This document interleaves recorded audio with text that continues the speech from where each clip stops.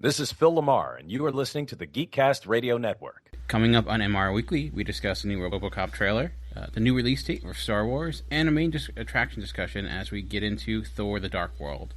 All that more on MWIRE Weekly.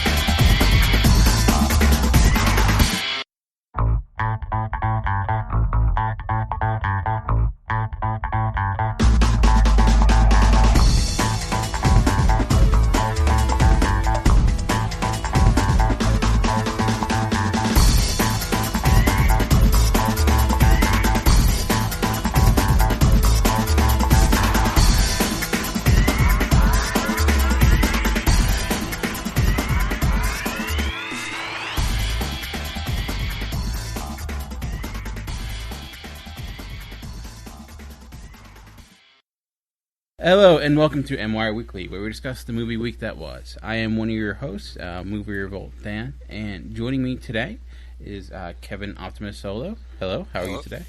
Good. And we actually got our own special Avenger for today. We have a little bit of a special guest here, JD from Insession Films. How are you? Good. Thanks for having me on the show. Thank you for joining us. We really appreciate it. I guess before we get into our what we've been watching recently, you want to tell the listeners out there what Insession Films is and how they can find it? Yeah, we are a movie podcast, much like this one, and a movie review site. Our main website is insessionfilm.com, and I mean, just like kind of like what you guys do. I mean, we just do movie reviews, and we have a movie podcast that we do every week, and you can find all the details about us at insessionfilm.com. I've listened to a few episodes myself, and if you're a fan of MWIRE Weekly, there'd be no reason why you would not be a fan of Insession Films. You guys have a lot of great discussion over there, and a lot of great reviews as well. Thank you. Your video review podcast is pretty cool too. Oh, thank you. So a great spot for any movie fan. But if you are joining us for the first time, just to give you an idea of what we do here, we start each show with a look at what we've been watching recently. We'll move into the movie news, and then we'll mosey on over to our main attraction. This week we'll be discussing the latest Marvel release with Thor the Dark World, and then we'll be getting into our look at the upcoming releases, theater and Blu-ray releases, and finish with a credit conversation as we discuss the feedback from last episode and look forward to the feedback for this upcoming episode for next week. So starting things off here, would anyone like to discuss anything they've been watching recently in this past week or so? Real quick before we get all the way into that, just obviously people may be wondering where we were last week.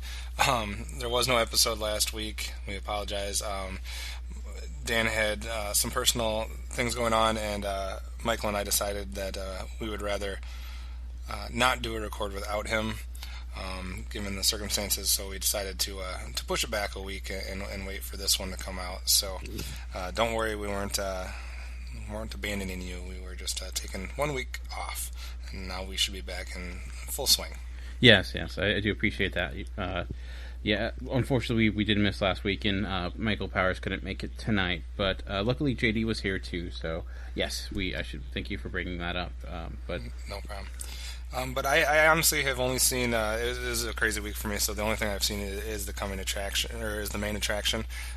So I will let you guys handle what we've been watching. All I've been doing is trying to finally, after living out of a hotel for a couple months, I've finally almost caught all the way up with my DVR from television shows, so that I can actually free some time up for movies and whatnot. Nice. Yeah, I can understand that. That's TV can build up really quickly. You miss a week and it's tough. Yeah. Missing a month or so, that's intense. Especially recording in HD because it takes so much more space. Yeah, very true. I guess what I just want to discuss, which we didn't get discussed last week because we missed a record. I went out and saw Ender's Game last week. The big release. Mm-hmm. I don't know if any of you were able to watch that at all, but I going into it, I was not super excited for it. The trailers didn't really catch my eye. I've never read the book, so I don't have an understanding of what the story is. I know the acclaim, but I actually really enjoyed it much more than I anticipated. I really just liked the world it was building. I liked some of the actors. Some of the kid actors weren't that great, but I thought the main lead was solid, and I thought Harrison Ford actually showed up to a role for the first time in a good while.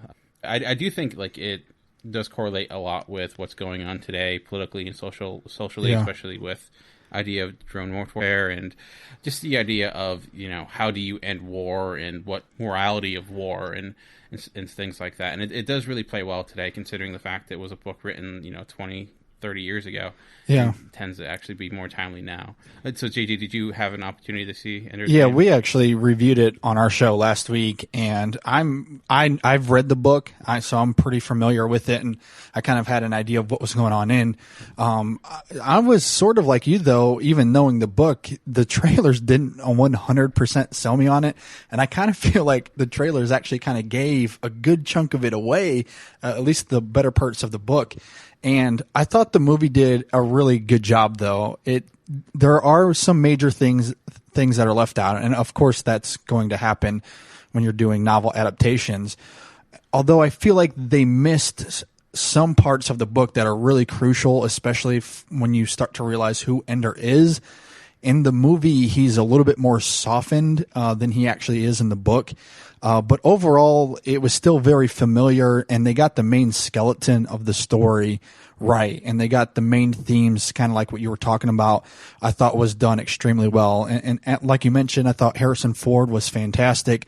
I mean, he really nailed the role there. And I thought Asa Butterfield did a good job too. I felt like he was a little, like, I feel like in the beginning he wasn't sure where to take the character, but as things started to unfold, he really started to capture the essence of who Ender was. And overall, I thought it was great. The visuals were good. And I thought it was really well done, given the fact that there was so much to capture of that story. I thought they did a really good job with it.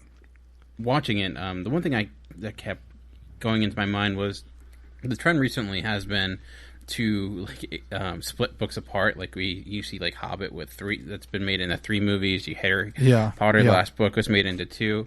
I was just watching that movie. I'm like, I think this would be a film that may have been better off if this book was split into multiple movies, because that was like the one thing with the pacing. It just never it was took very its breath, fast. Yeah. And it's just going from it introduces one concept, moves on to another concept. I'm like, well, I was still kind of digging that last concept you were talking about. Yeah.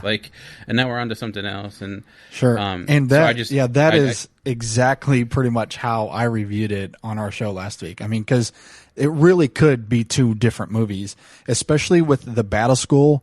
There's so much in the book that starts to define Ender in the Battle School, and we don't really see hardly any of it.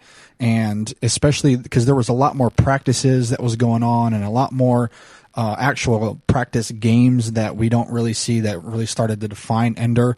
And it was fast paced. I would definitely give you that. And that's kind of where I was like, well, there was a lot missing, but they got the main skeleton of it right. But it did go by really quickly. I would agree with you on that. Yeah. Overall, though, I would recommend it. Yeah, me too. Yeah. If you haven't gone out to see it yet, definitely go see it. If you were a little apprehensive because of the trailers, I think it's definitely worth a watch. Do you have to see it in theater? Maybe not necessarily, but the special effects, I think, are better appreciated on a big screen more so. Yeah. It's not something like Gravity, where it's a must see, but I do think that those space sequences, especially with the use of technology and stuff like that, are certainly enhanced on the big screen. I'll say it's a huge step up for Gavin Hood from Origins Wolverine, at least for me. It was a huge step up. Yeah, I would agree with that. You can't really go much downhill after that. So for sure. But yeah, it's pretty much similar. I had because everything going on with my family recently, I have not had a huge opportunity to see movies besides this main feature. Gigi, were you anything else you wanted to talk about that you saw in the past week? Besides Thor, I did also see About Time, which is that new rom-com that came out this last week, which I would highly recommend. It's very, very good. The other main thing, though, that I wanted to discuss, and while we could talk about time if you really want to, but I thought what was more interesting for me, though, this week is I rewatched for the first time The Dark Knight Rises.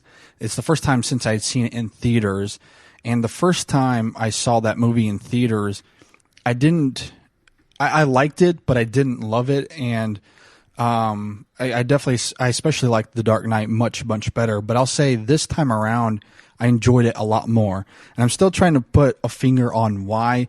And maybe it's because I was able to get into the characters a little bit more, and I especially was able to, I guess, kind of comprehend a little bit more what was happening with Bane and all that sort of stuff. Where I feel like maybe I missed some things, or for whatever reason, and I just really enjoyed it a lot more the second time around, and I ended up really liking it. I still think I like The Dark Knight better, but as far as ending out that trilogy, it just went to a whole different level for me, and I really enjoyed it quite a bit. For me, I'm kind of like the opposite of you. Not necessarily. I do agree. I like The Dark Knight much more than The Dark Knight Rises. But when I first saw The Dark Knight Rises, I think I was a little bit too forgiving with it, and a lot of the issues that were there I kind of just glossed over a little bit too much, especially with the plot and just some issues why things happen the way they do. I've rewatched it, I think, a few times. I saw it again when I bought the Blu-ray, right, like within that same year, and it's been on HBO a lot, so I've been catching scenes here and there. And I think there are specific scenes in that which are brilliantly done, and like they have that Nolan direction that you're expecting.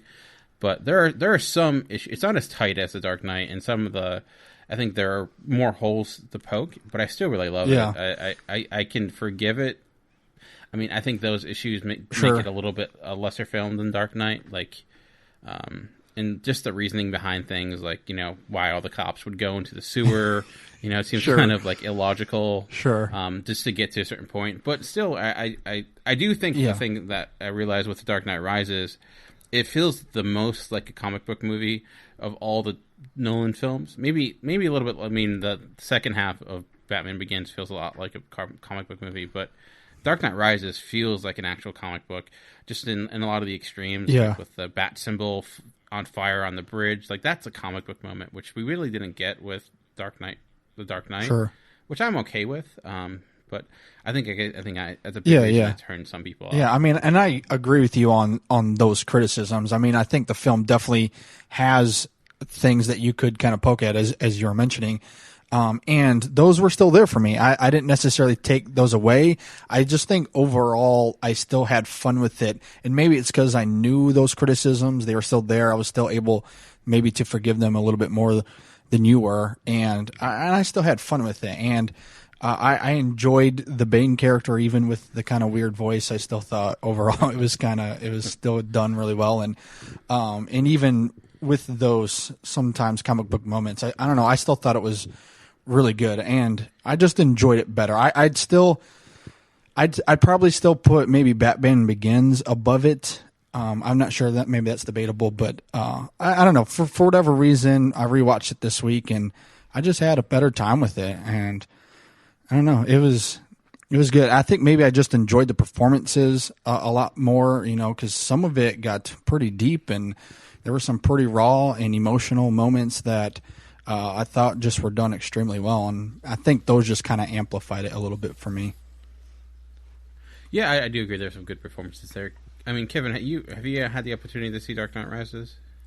I saw all of them originally in the theater, but I've been waiting to rewatch them until the trilogy was done, until I could get some type of nice little, 3-pack of Blu-ray, etc. So I've purposefully not rewatched them yet. Just been kind of waiting for that opportunity to see them all in their best format with all the different, extra features, etc. So I have not rewatched any of them yet. So okay. So anything else before we take a little bit of break here and come back for news? Nope. No, that's it. Unless you guys want to talk about the last Agents of S.H.I.E.L.D. show, because that was the only other thing that I saw. I have not had the opportunity to check it out, so I'm like Kevin. I am very behind with television. Okay. So. Yeah, it's getting better and better. So that's all I'll say, I guess. I do hear that, which makes me happy. Yeah.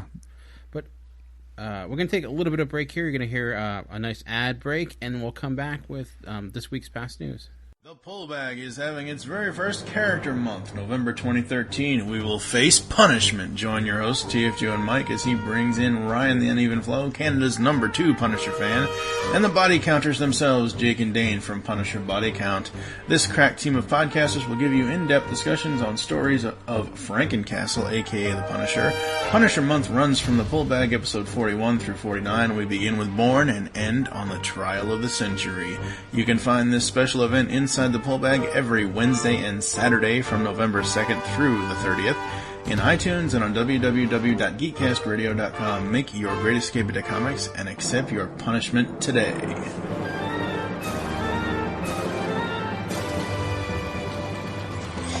For the love of God!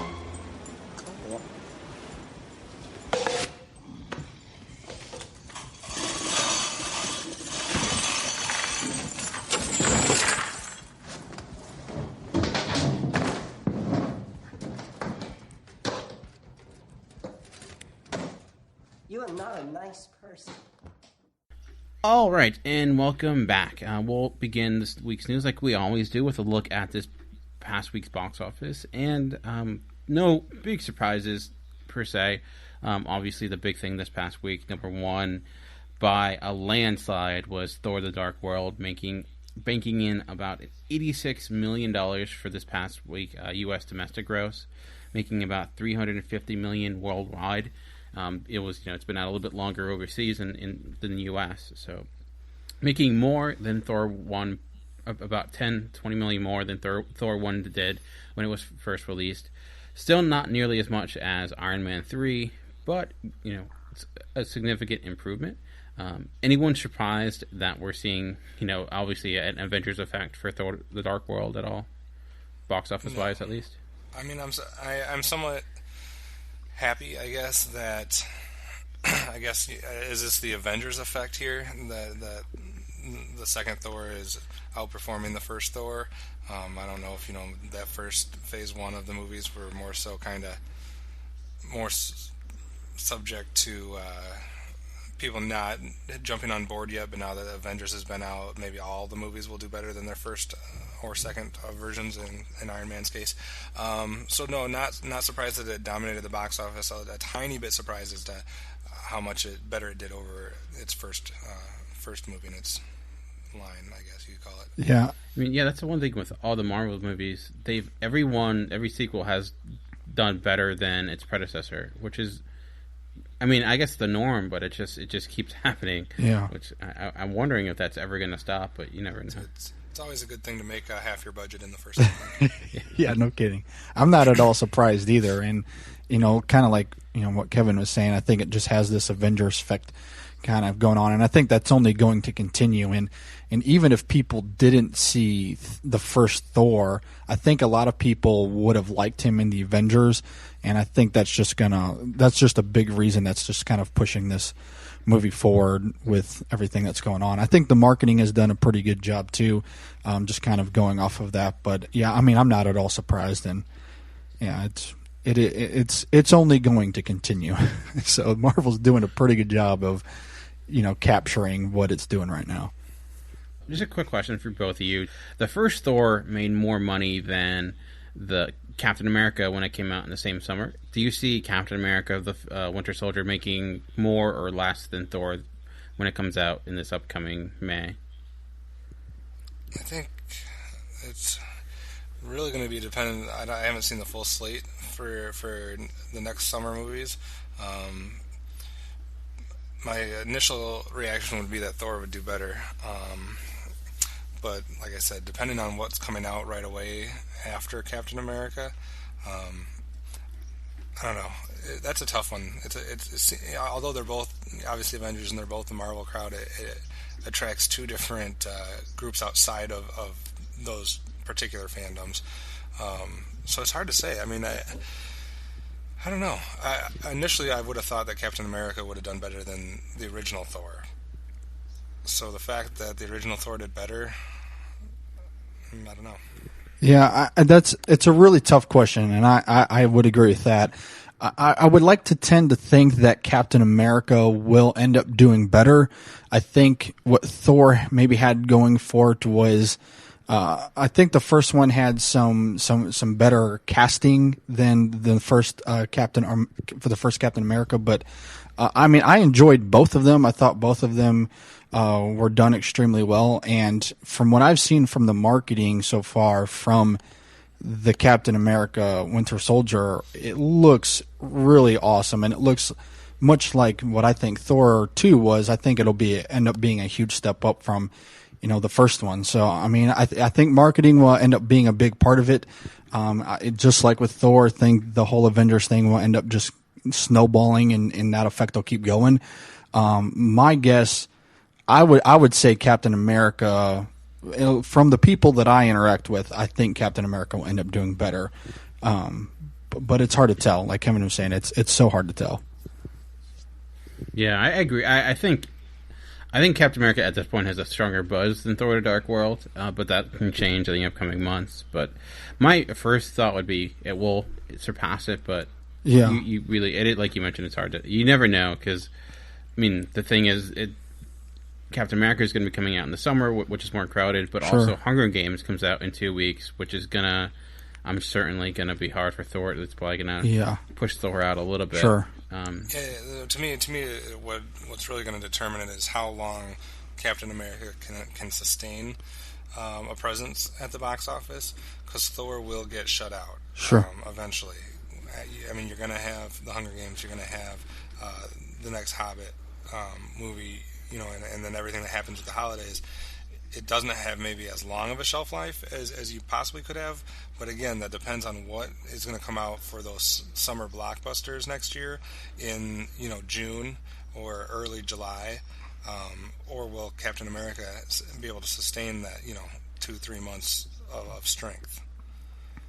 Definitely. Last week's number one, Ender's Game, has one of the biggest drops. It made only about a little bit 10 million for this past week at number 5. There weren't really any other big releases. I think most things just got out of the way for Thor. The weird thing about that is that not necessarily, because we've talked about animated movies, so I'm not necessarily surprised that Freebirds had the better second week than Ender's Game, but to drop from number 1 all the way down to number 5 and be passed by having the resurgence of Bad Grandpa passing Ender's Game is a bit surprising. Las Vegas, I think that's not necessarily a fair thing to say that it's second week as much, because I don't think it was in a ton of theaters in that first week. I'd have to go back and check, but I'm somewhat surprised that Jackass bounced up to 2 and Ender's Game fell so far. Yeah, that to me is pretty surprising, because I mean, I liked Ender's Game, and the book has a pretty big following, so it was a little bit surprising to me how far it dropped off, and I guess it just kind of depends on how, I guess, avid of a fan you are of the book, because, I mean, it really could go either way. I could see fans of the book really not liking the movie because there's so much left out of it. In some ways it's not surprising. It's kind of 50-50, but, I mean, it didn't have the worst reviews out there, though, either, so it is a bit surprising. Yeah. A couple other things surprised me too this week. Look at The Counselor for a second, if you want to. It's only in its third week, and it lost 2/3 of its of the theaters that are showing it. There was about 3,000 theaters that were showing it, and now it's down to only 1,000. For only being in its third week, that's kind of shocking to me that many theaters dropped it. But again, look at all the different films that have come out that are still being shown in a lot of those theaters. Yeah. Gravity, Captain Phillips still, and now Thor. So apparently The Counselor is the one that got the early squeeze out of the kind of the fall movie season. Did you see The Counselor? I did. Okay. I mean, I'm not saying I'm surprised based on the actual film, but out of, I guess I haven't seen a couple other films that maybe I thought would kind of fall away a little too. And I bring it up every week, so why not keep doing it? But I thought maybe with Freebirds coming out that we would finally see Despicable Me 2. Not that I want to see it, but that we'd finally see it end its run. And it yet again had an increase. 7% increase for Despicable Me, still making, $500,000 in its 19th week on the charts. That's crazy. That's And crazy. it is now in the top 25 domestic all time. Dang. Wow. So- That's crazy. nuts. I mean, it has passed Transformers: Dark of the Moon, Lord of the Rings: Two Towers, Spider-Man 3. It's passed all of those recently to break into the top 25, and it's 5 million away from Passion of the Christ at 23. Dang. Those Minions, man, They're just popular. gonna go. Yeah. What's gonna happen? So I mean, I'm pretty sure we'll see another Despicable Me. Oh yeah. Yeah. Well, the Minions movie is coming out either next year or the year after, I think. Yeah, which will probably do just as good, if not Oh, better. for sure. Yeah, I would agree with that. So those are my biggest surprises. That Ender's Game dropped so much. To see the counselor just completely, basically removed from theaters, and the fact that with a second, with Cloudy with a Chance of Meatballs 2 and Freebirds out now, Despicable Me 2 is still showing an increase. And along those same lines, and it's not showing an increase, but the Cloudy with a Chance of Meatballs still in the top 10. Yeah. It's just that's another franchise that it's not nearly, it's only made about $100 million at this point, but still that's another franchise that keeps on going. But yeah, that's pretty much all I have for box office. Anything else you wanted to go on to until we switch over to this week's headline? I just want to mention real quick that I love how well 12 Years a Slave is doing. My co-host has seen it and loved it. I'm seeing it tomorrow, and everything I've read about this movie makes me excited. So I love how well it's doing, even though it's not in nearly as many theaters. It's very small release, but I love that it's doing well, and I like Steve McQueen, so I'm pretty excited to see it, and I love to see that it's doing pretty well. I think some movies like that will benefit from the fact that there's not like another huge release right away. Yeah. Coming out, so people that saw Thor and are looking for something else to see, I think will gravitate a little bit more towards something like Sure. that. In this next week, I'm planning on seeing it as well. Yeah, I'm pretty excited for it. I have had a chance to see it, and I did love it. We talked about it 2 weeks ago, but yeah, I think that's one that's going to just stay. It's one that's never going to make 30, 40, or $86 million a weekend, but it's just going to stay within that $6 million, $10 million, and just keep going and going, because it's going to, unlike The Counselor, it's going to stay there. And, which is good. I do like seeing adult dramas. I do like seeing the fact that Captain Phillips is going to make $100 million. Gravity is making $230 million. I mean, I think that's a good sign when it's more than just like franchise films that are doing well. Has Ender's Game been released overseas? Do we know that? I do not, honestly. I believe so. I think that was worldwide, but I don't know if it's completely everywhere at this point. Okay, 'cause I was just wondering about that, because I mean, because I was thinking about like movies like Pacific Rim that came out earlier this year that was slow in the U.S. and then blew up overseas and ended up with like $400 million total. I was just kind of wondering if maybe that's where Ender's Game might end up if it whenever it got its overseas release, but I wasn't sure if it was released yet or not. It's only made about $9 million over foreign box office. So my guess is if it's released overseas, it's a very Small release. Yeah. Yeah, maybe just the UK at this point. Yeah. Alrighty, anything else? Or are we all set for headlines? I'm good. All right. I'm going to pass the mic over to Kevin, and he can take us through this past week's headlines. All right, let's do what we do almost every week and somehow find a way to talk about Star Wars. Yeah. A couple of news stories that hit over the last week, and some of these news stories I tried to keep most of them from this last week. If any of them slipped in with that week that we took off, I apologize. But a couple things for Star Wars here. First of all, the change of a release date. Now, for those that don't know the background behind this, Kathleen Kennedy, who's basically the one that George Lucas gave the reins to with this, was really trying to get this pushed all the way to 2016. That's what she wanted. Disney wanted it to remain in a 2015 release. So I guess the compromise was to push it as far back in 2015 as we possibly could. So the new release date is said to be December 2015. Thoughts on release date, good, bad, or ugly, that Star Wars will be coming out in December of 2015. I don't remember. I haven't had a chance to look at extended releases all the way through there to see what other things will possibly be slated for that holiday season.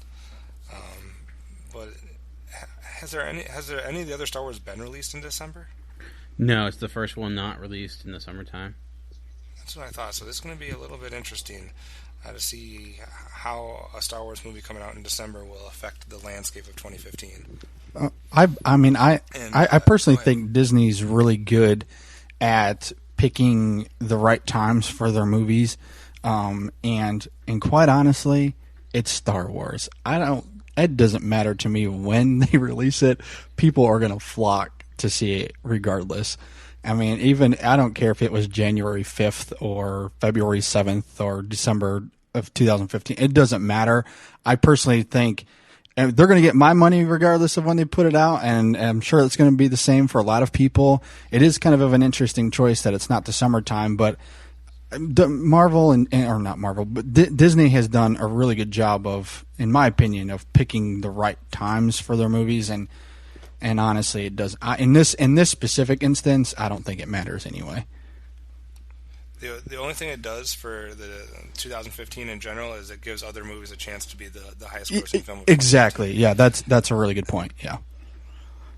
Because it's only going to have 2 weeks of money worth recorded in 2015. Yeah. And then alongside the same Star Wars, and you can touch on this as well if we want to, but apparently holding open auditions in the UK. Now this could be complete false, misleading casting calls just to throw people off, but the only reason I bring it up is because apparently they're holding auditions in the UK, and the reason it's somewhat interesting is because there's 2 roles described for people to audition as. So I don't know if you guys have had a chance to read those roles of Rachel and Thomas. Obviously those probably wouldn't necessarily be the names, or if any of you think this is even worth it, or is just a bunch of just internet banter and stuff to throw people off track. Knowing J.J. Abrams, it's probably just stuff to throw people off track, or there's like hidden meetings and every little thing. Like he keeps a tight ship on pretty much everything he ever does, and anything that tends to get out is just either false or it's just some sort of game he likes playing with people. Yeah. Just to go back on the release date real quick, my first thought was when it was released in December 2015 was kind of just they're just placing it there just so when they do move it to 2016 it's not as huge as a jump. That was my first thought. It's like, okay, it's really going to be 2016, but they're just doing it in shifts not to freak people out. So, but yeah, my guess is that this stuff, it could be true, but I don't know. J.J. Abrams is notorious for not releasing anything about his movie, so that's why it has me a little bit suspicious. Yeah. Yeah, I'm not putting a whole lot of stock into it. I just... Something like that I'm not going to read into too much until I know something concrete. Yeah, I mean, just like you guys are saying, J.J. Abrams is the master at this. He keeps a tight ship on all this. So I'm not reading into anything until we get way closer to the actual movie date. So I'm going to go a little out of order here, but I think it's only fitting to go straight from Star Wars news to Star Trek news. Especially when we're talking about J.J. Abrams.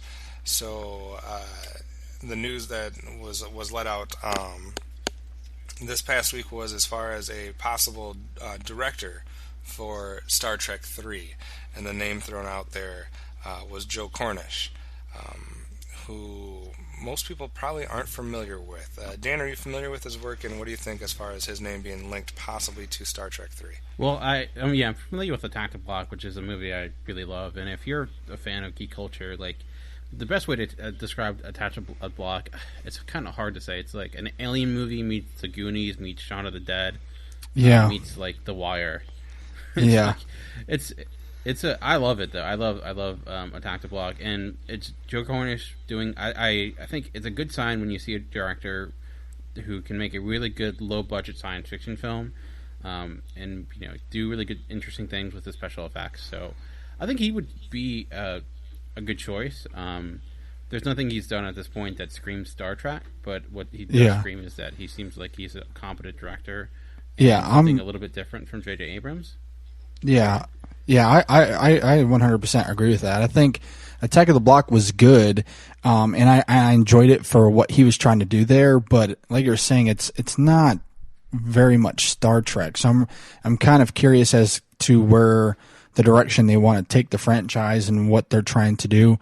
Because it's very different than I feel like what Abrams was doing with Star Trek. So while I think he's a good director for what he's done, and I'm all on board for giving these directors who's done some decent work but hasn't done any big major stuff yet. I mean, I'm all for that. I'm just really curious as to how he got this gig, and that's something we've talked about in my circles here is how, like, I understand, like, he made this low-budget sci-fi film. I just feel like it's very different than what they've done before. I wonder how those meetings went and how he ended up getting this gig. So it's pretty interesting anyway. Yeah, we'll have to see if it ends up being concrete, and again, it'd be interesting to see, like you said, what direction he would take the franchise. Yeah. Mm-hmm. And something else we do every week in our headlines, seemingly, is we find a way to talk about some other superhero news. So let's get right into some DC rumors, particularly the one that most people have been talking about, Nightwing and Wonder Woman possibly appearing in Batman versus Superman. Dan, your thoughts on the different DC rumors going around with those two? I think Wonder Woman could make sense, like, depending on how they do it. Nightwing, that would surprise me a lot, because it's like, to explain the Nightwing character to people, it's like, okay, well, he was Robin, and then he wasn't Robin anymore, but then he became Nightwing. I think that would be a little harder. But the Wonder Woman thing, I think, is perfectly logical. I could see that happening.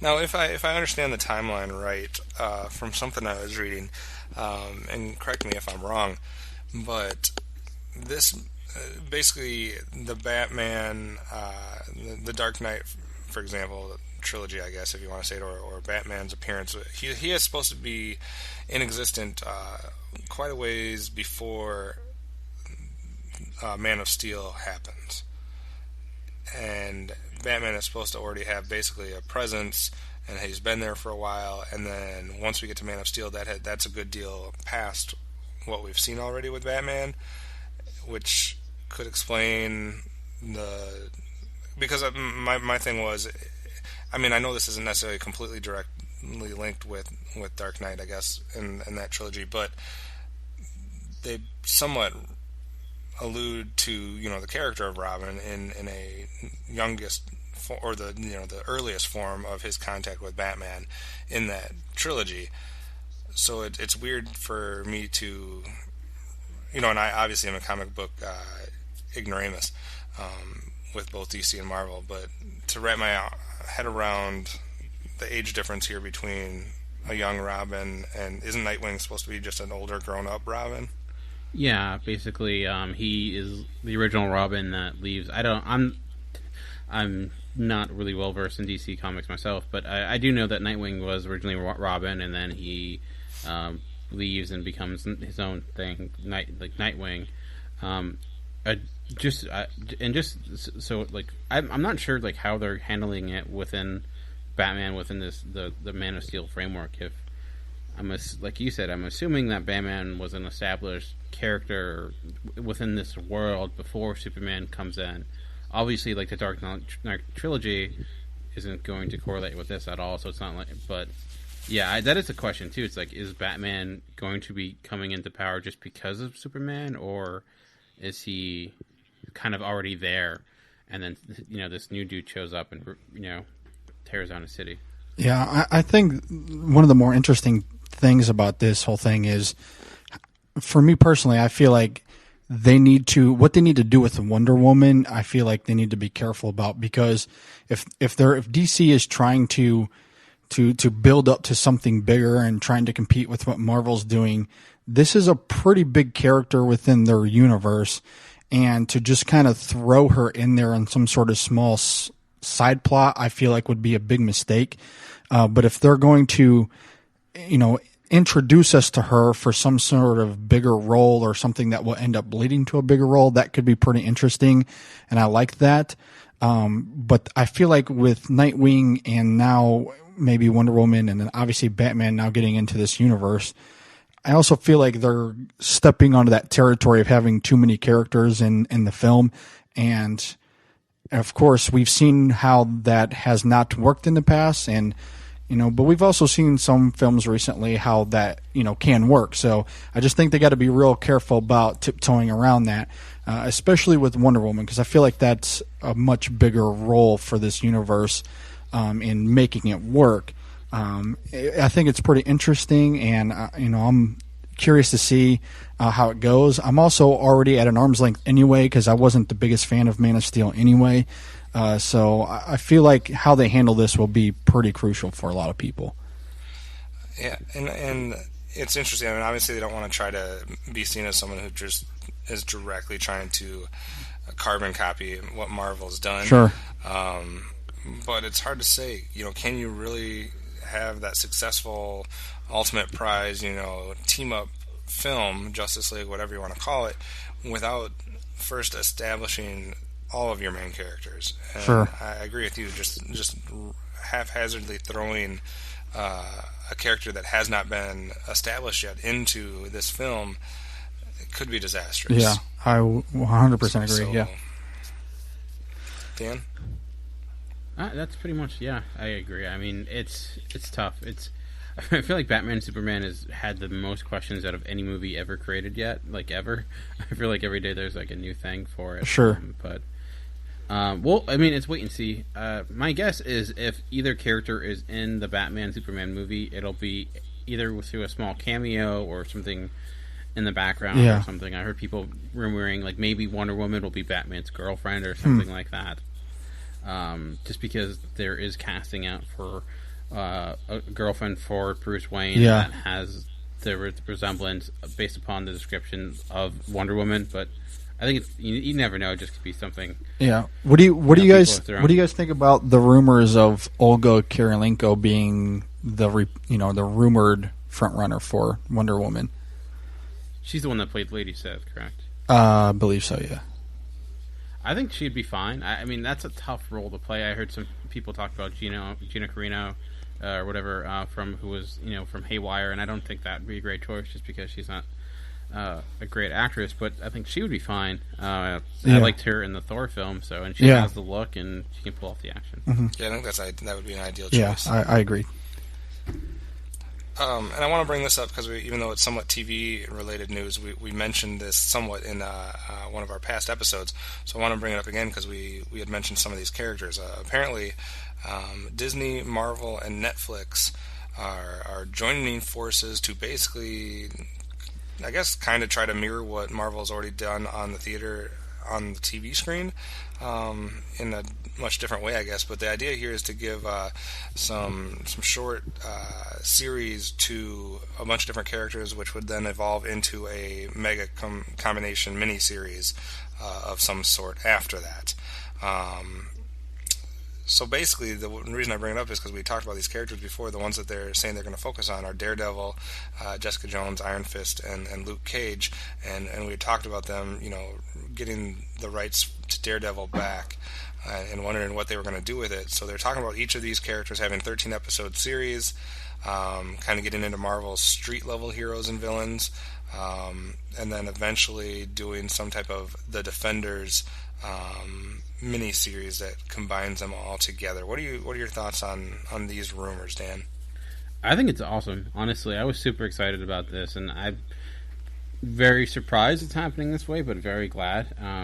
We talked about Daredevil, and like you mentioned a few weeks ago, and they were like, we have no idea what we're going to do with them, but I think this is a good route to go. I think Iron Fist as a character has a lot of great potential. He had a great series out a few years ago, like 2006 or so, that got really into his martial arts roots, which was really interesting. And Luke Cage too has really come on. Like, he was just this generic like power man in the 1970s with a bad afro and big chains and like almost like a wannabe Mr. T. But recently they've really done that character well. Since he's been like in the new Avengers. So I think all those characters certainly have like a potential. And this format, knowing it's 13 episodes, knowing you don't have to worry about ratings, knowing you can plan everything out, I think it's great, because I think what we've seen with something like S.H.I.E.L.D. is that having 22 episodes, maybe you're spreading your money a little bit too thin, but if they're 13 in focus, kind of like the UK model, I think you tend to yield better results. Yeah, I 100% agree with that. I think, for me, I'm personally excited about it. I think it's a great test format for these characters, and I think that's one of the bigger reasons Marvel's wanting to do it. I think they've want to possibly do something with these characters, do something bigger with them, but put them out on Netflix and see how well it tests out, and if people like it, and see how that goes. I think it's a brilliant idea. I also think it's a genius idea for Marvel to take advantage of how much people are on board with what they're doing right now. The only thing I'd say with this and with the Agents of S.H.I.E.L.D. TV show and the movies, it could be possibly some overexposure for some people, and people could start to get burnt out on some of this stuff. I think that's a potential hazard, especially for maybe the average fan.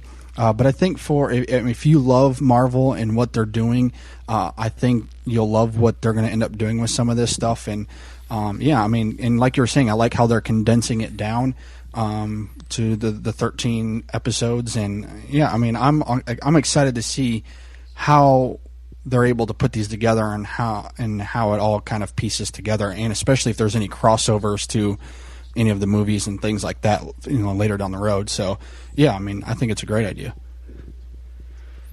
All right, and just these last couple, I'm just going to throw out there, and if you want to talk about any of them, feel free. But just to give you a few of the other headlines that we saw here, apparently Lionsgate is currently working on Saw 8.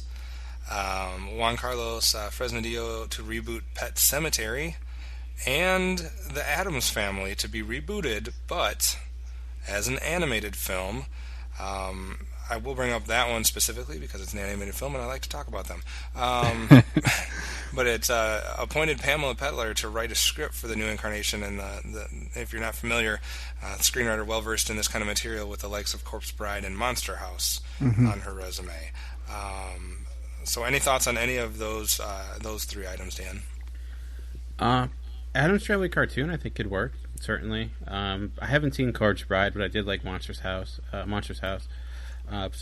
And I have no issue with that being remade. I mean, it's been done so many different ways. I actually even like the old, from what I can remember, enjoyed the TV movies, or not the TV movies, but the movies from the 90s. So I would be all for that. One of the things that's interesting about the Addams Family is that throughout the ages, whenever they've had some sort of media format, they've always kind of been within whatever decade or time period they're in. And that's how you're able to relate with a lot of the stuff that's going on when they're on air. And so I think putting it into an animated format with, the things of today, I think would be a lot of fun. I think that could be pretty fascinating. And I would definitely be interested in seeing how that would unravel.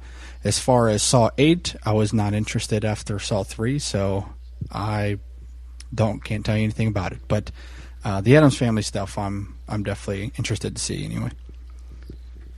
I'm just waiting for that Saw 8 Pet Sematary crossover.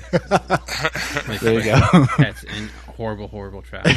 Just reboot all of the horror films into one combination film and get it over with, instead of doing them each one at a time. Yeah.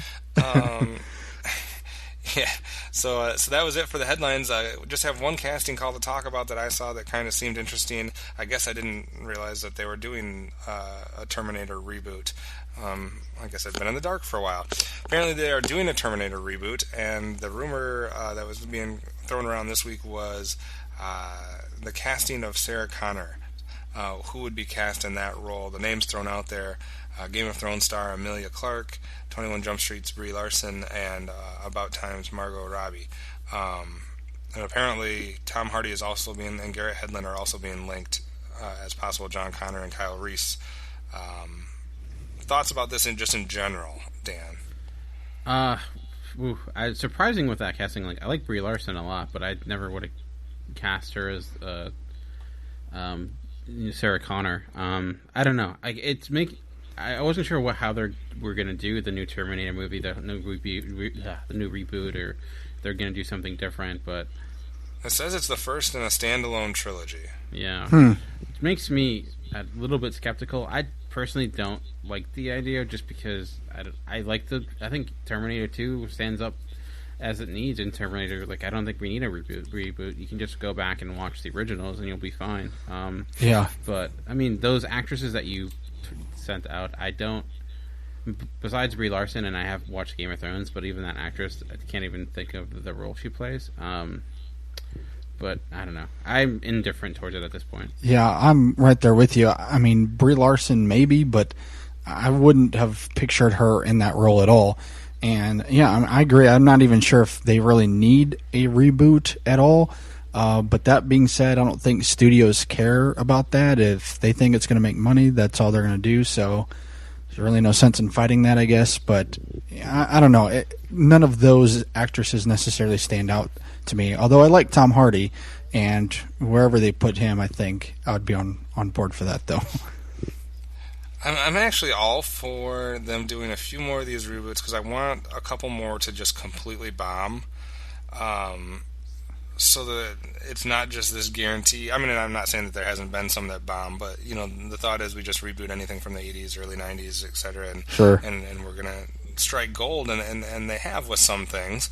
Some of that stuff was really well done as far as reboots. I think of like the Planet of the Apes reboot, yeah, and some things that have been really good. But I need some that just completely cost a lot of money to whoever was involved, so that they can at least think twice and just put a little more thought and concern into which ones you're doing and which ones will really work. I don't think a Terminator reboot does well. I mean, I could be wrong, but I agree. I just don't want it to be just this knee-jerk, anything we can remake and people will go watch it because people are sheep and whatnot type thing. I want it to be like, you remake it if it needs to be. Planet of the Apes made sense.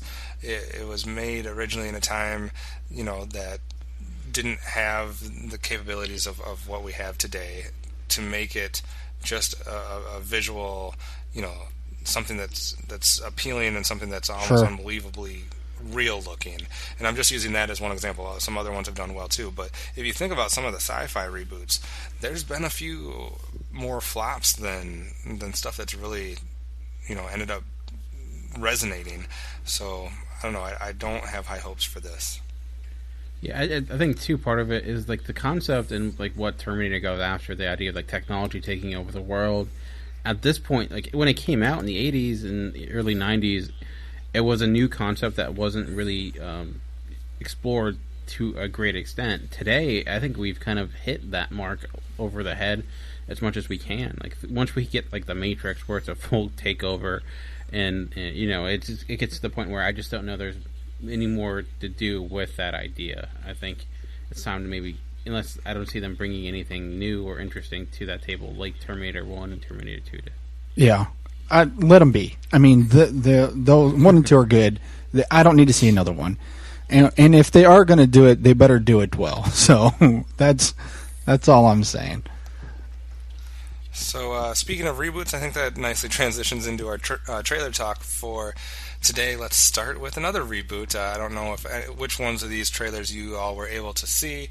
I know they showed this one for me at Thor. And that is the trailer for the reboot of RoboCop. Did you have a chance to see that, Dan?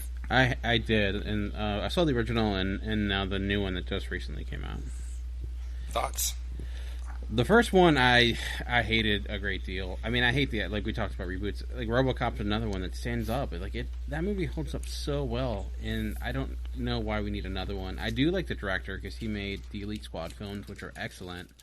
Like they're these great films with the Brazilian police squad.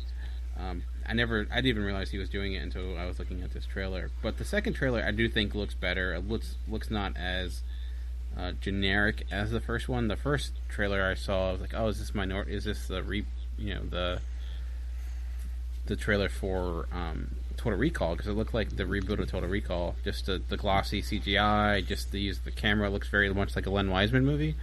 This one's a little bit different. I'm still apprehensive. I still don't want it to happen, but I do think they did a good job with the look of RoboCop. Yeah, I'm much better. When I saw stills of it, I'm like, ooh, that looks awful. It does look better in action than it did like on a page. Yeah, JD, any thoughts on? I haven't seen the second trailer. I'm one of those people that I hate being overexposed to something before I go see a movie. So for a lot of films, I'll usually watch the initial trailers, and then I'll try to avoid seeing anything else after that, if I can help it, unless it's something I'm really, really excited for. So I'll probably will not try to watch another trailer, but I'll say I did enjoy the first one a little bit. It sounds like better than what you guys did. I don't know if this reboot is necessary, but I kind of like how they make RoboCop look, and it seems like they're going to be dancing around some interesting territories for me. But I think it kind of had some of that initial feeling I got like when I saw the first Iron Man movie, with some of the visuals and stuff that it looked like. So, and especially since I think they're trying to make this PG-13, which is different than the original two. I'm a little interested on that level, but again, they've been making and remaking some movies that, even though they're decent, I don't think are necessary, and so I think it's going to be teetering on that line. I agree. Some other things that have been released over the last week, I'll let you guys comment on any of the ones that you find interesting. A new trailer for Old Boy, some concept art revealed on the World of Warcraft movie, a trailer for Railway Men, a trailer for Winter's Tale, or any of the stuff that has been released or seen about Captain America or X-Men. Any of those things that you guys have seen that you want to talk about, Dan? Well, I mean, the X-Men trailer, Days of Future Past, I'm so stoked for that movie. Yeah. I cannot wait for it.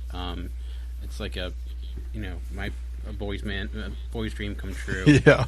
The only other film, the thing that really interests me with Railway Men is that it's a movie starring Colin Firth, Nicole Kidman, two Academy Award winners, Peter Sarsgaard, who I think has been nominated, and it's coming out in January, which is odd. And I do like the story behind it. It's about Colin Firth plays a World War II veteran who was in a POW camp in Japan. It looks like it's similar to that of I forget the basically they had to build this bridge, and there's this whole thing. It reminded me a little bit of The Debt that came out recently, because it's him going back to revisit his past sins or his past issues that haunt him. I just think it's interesting looking at that cast, thinking, well, this could be like an Oscar contender just based on the cast, but it's getting dumped in January. Which means it has no chance since it's in January. Yeah, true. But besides that, that's really I have, similar to GD, I stopped watching the Old Boy trailers just because I figured I know I'm going to see it, so I don't want to ruin it for myself. And the concept art for Warcraft does look interesting. I have hopes for that because I do like the director who did Moon and a few other films that I think we could finally get a good video game movie. Yeah, I don't know of a trailer in recent history that has excited me as much as that X-Men trailer. Yeah. That just looked like it was hitting on all cylinders. I don't even know. It seemed like there's so much to see that it's like what we were talking about earlier. How can they do it all in one film? So I'm definitely excited for that one. Any of the stuff like that struck your eye, JD? I mean, like you're saying, I mean, the X-Men trailer was incredible, and what I think one of the things I loved about it is they kind of set out sort of the main plot point, I guess, but outside of that, they don't give away too much. It's a lot of quick shots to a lot of things that are happening. So I loved it, and it was amazing. It was just really well put together. I know you kind of briefly mentioned it earlier, but the Winter Soldier trailer I thought was amazing.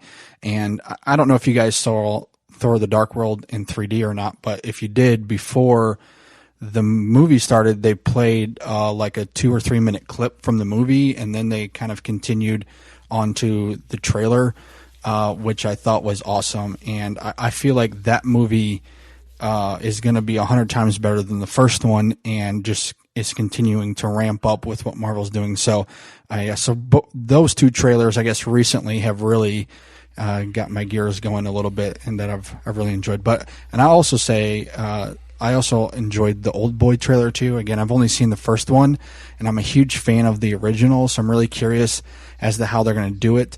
I'm not sure if it's 100% necessary, but it does look pretty interesting, and I like Josh Brolin, and I like a lot from Spike Lee, so I'm pretty curious about that one anyway. All right, Dan, I'll pass it back to you then. All right, we're going to take a little bit of a break here, and we come back. We'll be visiting our main attraction as we discuss Thor the Dark World. I gave you my word I would return.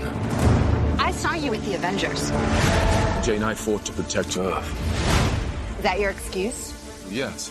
It's not terrible. Before the universe, there was darkness. And it has survived. What's gonna happen? Face an enemy known only to a few, only to one. After all this time, you come to me for help. I'm Loki. You may have heard of me. That was from New York. I like her. Thor, your family, your world will be extinguished. He's gonna destroy everything. I'll find a way to save us all. Thor the Dark World. Only in theaters November 8th. All right, and welcome back. For this week's main attraction, we're looking at Marvel's latest big release, Thor the Dark World. And just to start things off a little bit here, just to be timely, I don't want to go over every Marvel movie, but I'm curious, before we get into Thor the Dark World, what we all thought of the original Thor, in just to get our initial impressions going into this. Did you enjoy the initial Thor? Did you think it held its weight compared to the other Marvel movies? Like, what were your feelings? I mean, I know most people gravitate towards Iron Man as far as the individual films, and a lot of people had problems with the original Thor or the original Captain America. I know a lot of people thought Captain America was rushed and this, that, and the other, but we're not talking about Captain America, I guess. So I was one that actually really enjoyed the first Thor. I like the sci-fi aspect, if you want to say that, or the otherworldly aspect that Thor brings into this universe. I'm just more of a fan of that type of genre, so Thor is I guess more up my alley. So I like that. I like Hemsworth. I enjoyed the first Thor.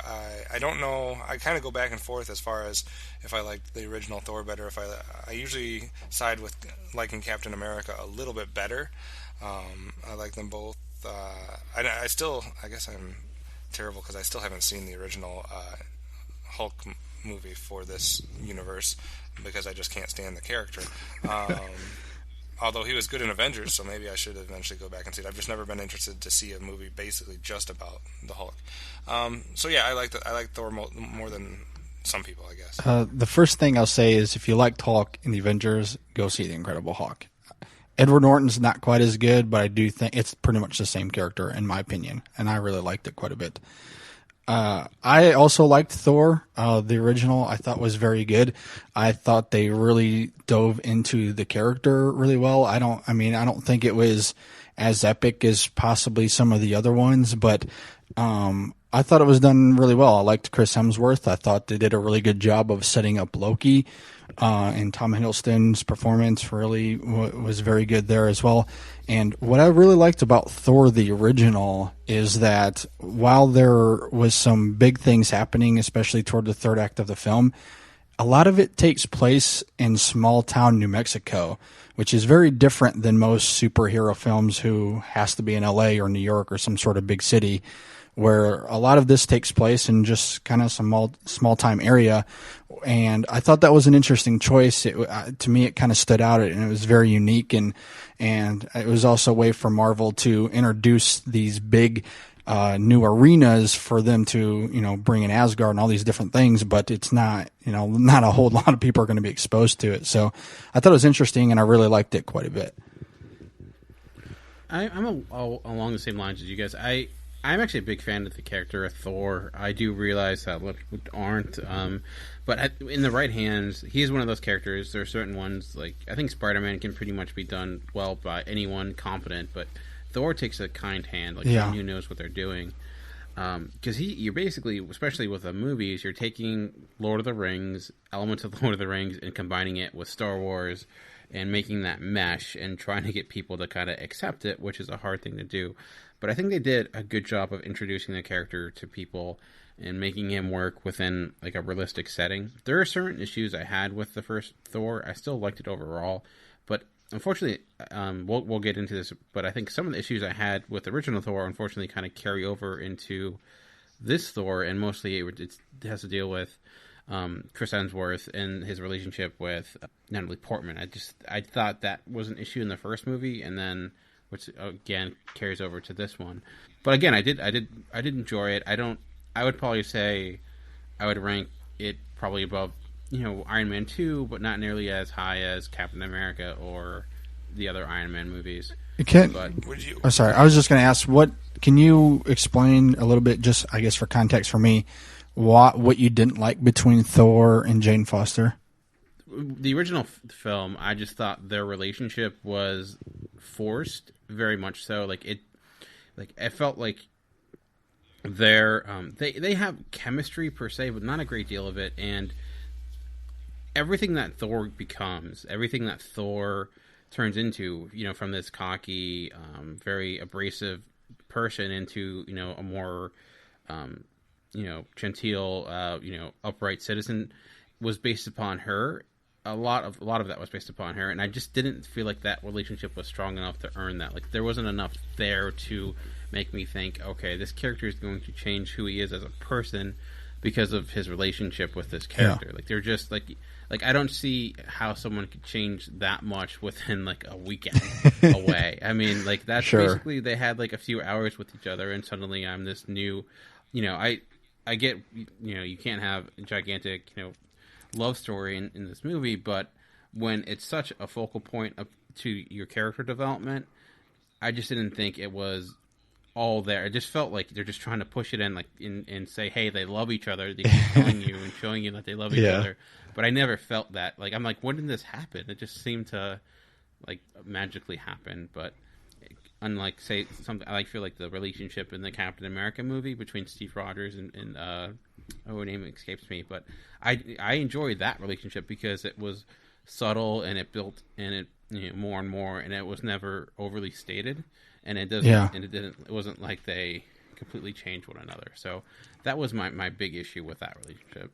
Yeah, and that makes a lot of sense. And if you look at Iron Man and the Incredible Hulk, those love stories too, I can see those are developed a little quickly on screen, but those characters also know each other really well off screen, and which they set up in the movie, so it makes a little bit more sense. Where this is, hey, I meet you, and in 2 days I fall in love with you. I can understand that, and with what they're trying to do, it doesn't take away from the movie for me personally, but I can understand that criticism, and it does make a lot of sense. So thanks for explaining that. It definitely makes sense.